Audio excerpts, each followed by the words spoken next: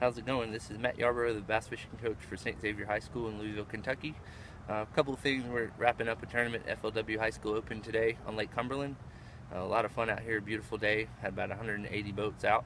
A couple of things I noticed today that I've been noticing with some team guys, and I just wanted to speak to those things and be able to hopefully help people work baits more effectively and catch more fish, detect bites better. So here's a couple of techniques that are going to help. So slide in here and make a cast. So this is really a universal kind of retrieve for any kind of, most any baits that I'm going to use. This is going to be with a jig. I would also do this with a swim bait potentially, even like crankbait, spinner baits, a lot of things that would work this way, Texas rigs. So I'm going to make a cast to the bank. And as soon as I get there, I'm going to engage. I'm going to engage the reel. This is a steep bank. This lake's it's quite steep. I'm wanting to get right on the shore and then start a kind of pendulum action as I'm coming off. I'm trying to keep the line tight. Notice there's no line sitting on the top of the water. It's just tight to the water. I'm not working the bait like this.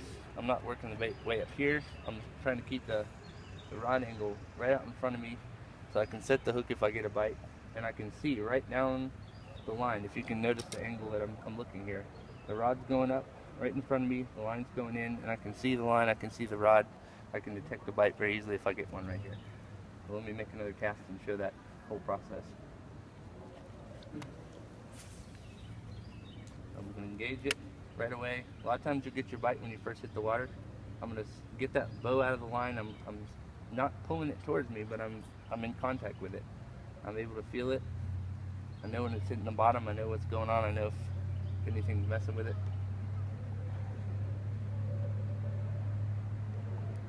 I'm just going to slowly work it back to me. This is quite a universal thing. If I was throwing a spinnerbait, I think we do have a spinnerbait down here. I'll pretend I'm throwing a spinnerbait with this.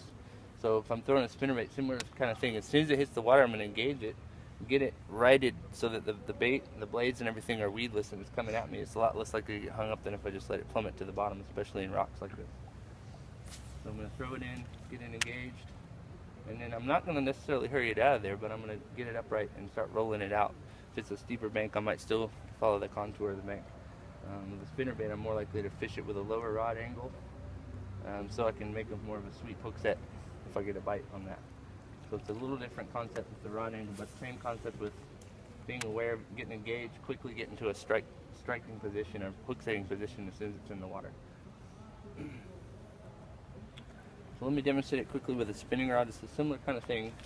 There's a specific technique that I like to do with my left hand when I'm using a spinning rod that helps to close the reel and get it engaged. So I'm not going to throw and just have my left hand anywhere. As soon as I end that cast, my left hand's right up next to the reel.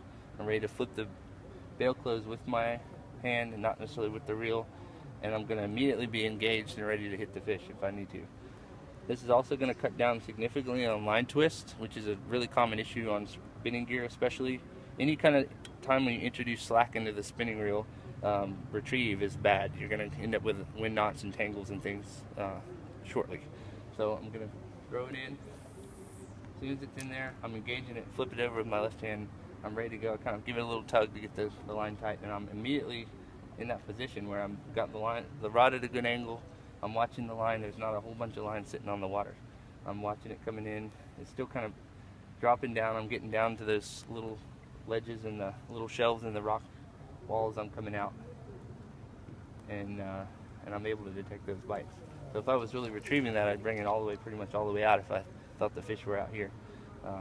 This is a great way to tell where the fish are on the drop-off. Sometimes they're right on the top of the bank, right on the edge. Sometimes they're down 5 feet, sometimes they're down 30 feet. And you don't know until you've made some good retrieves and worked it all the way back out and been able to tell where they are. And if you can figure that out, likely you can run around the whole lake and duplicate that pattern. So I'm going to work it through there. I'm feeling little things. I'm feeling rocks. I'm feeling twigs. I'm not freaking out. I'm not jerking it out of there. I want it to be around that stuff. I want it to be hitting it. I want it to be tapping it, changing direction, kind of getting hung up for a second. And if you don't rear back on it, you're likely not going to really get hung up. You're just going to be able to work it through, especially in something like a worm jig, shaky head, something that tends to be weedless. So I hope that helps. some things that I've noticed, and hopefully we can all work on those. Thanks very much.